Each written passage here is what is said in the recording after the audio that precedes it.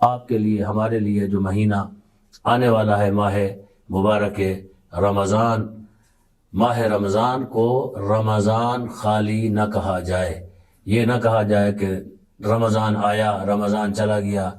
یہ اللہ کے ناموں میں سے ایک نام ہے ماہ مبارک رمضان یا رمضان شریف۔ تو جب بھی آپ بولیں اس کے ساتھ کوئی نہ کوئی چیز ضرور استعمال کریں، اکیلے میں اس کا تذکرہ نہ کریں۔ ابھی نزدیک ہے، یہ جو مہینہ آنے والا ہے یہ اللہ کا مہینہ ہے۔ یہ مہینہ جو ہے رسول اللہ صلی اللہ علیہ وآلہ وسلم شعبان میں انشاءاللہ کل سے ایک ایک چیز چھوٹی چھوٹی خطبہ شعبانیہ میں سے بھی ہم ذکر کریں گے ان آیات کے ساتھ۔ اللہ تعالیٰ کے رسول نے ایک خطبہ دیا، خطبہ شعبانیہ کے نام سے۔ اس میں اللہ کے رسول نے دعوت دی لوگوں کو، کس کی طرف؟ اللہ کے مہینے کی طرف۔ ہے کوئی جو آئے اس اللہ کے مہینے میں آ کر اللہ کا مہمان بنے، اللہ کے دسترخوان پہ آئے، بیٹھے، آ کے ان نعمات سے استفادہ کرے۔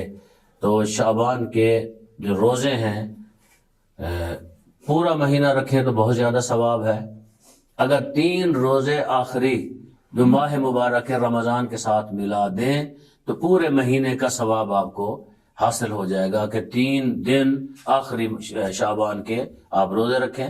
اسی طرح انشاءاللہ 15 شعبان کا جو دن ہوگا آپ انشاءاللہ متوجہ کریں گے، متوجہ میں ہوں، لیکن اگر بندہ بھول جاتا ہے تو اس دن حضرت حجت کا بھی تذکرہ کیا جائے گا۔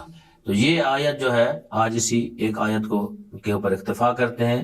یہ آیت جو ہے خطاب ہے، یا ایھا الذین آمنو، اے ایمان والو، کتب علیکم الصیام، تمہارے اوپر لکھ دیے گئے ہیں یا واجب قرار دیے گئے ہیں روزے، یعنی روزوں کو تمہارے اوپر واجب قرار دیا گیا ہے۔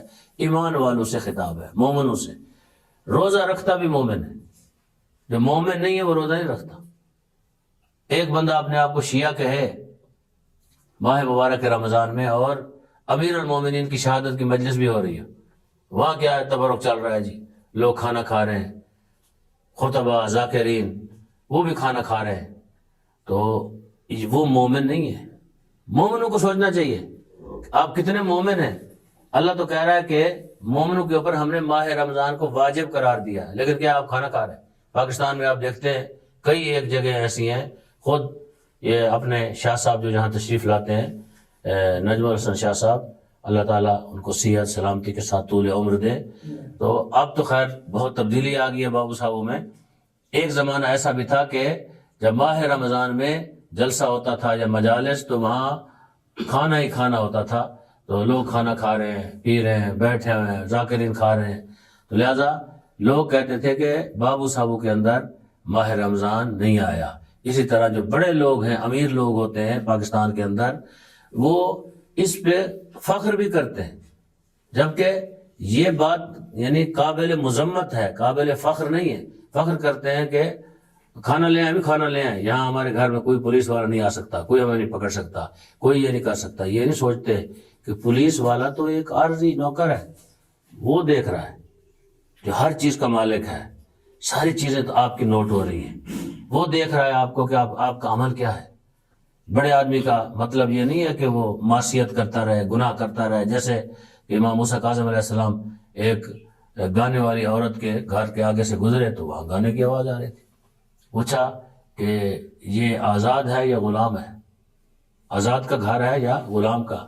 کہنے لگے کہ یہ آزاد کا گھر ہے، غلام نہیں ہے۔ کہا ٹھیک ہے، پھر اس کی جو مرضی آئے کرے، اگر یہ اللہ کا بندہ ہوتا تو ایسا کام نہ کرتا۔ تو پھر سنا ہے کہ وہ عورت یا وہ مرد جو تھا اس نے توبہ کی، توبہ طیب ہو کے تو پھر خاصان خدا کے اندر شامل ہو گئے امام کے اس ایک جملے سے۔